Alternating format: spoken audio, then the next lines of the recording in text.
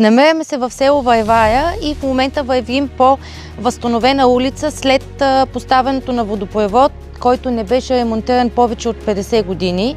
Средствата са осигурени чрез правителствената програма по време на редовното правителство и са в помощ на общините от област Бургас. Близо 1 200 000 бяха осигурени за подмяна на съществуващия водопровод, с което целим да осигурим по-нормални условия както на живущите във Вайвая, така и на всички гости и посетители през летния сезон.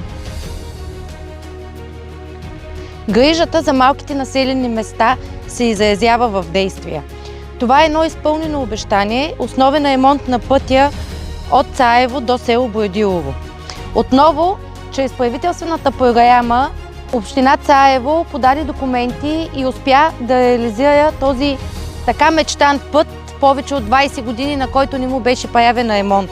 Истинската подкрепа за всяко едно населено място е именно по този начин, когато осигуриш транспортната свързаност и даваш възможност на хората да пътуват както за образование, здравеопазване и работа, но те да останат и да живеят в своите родни места.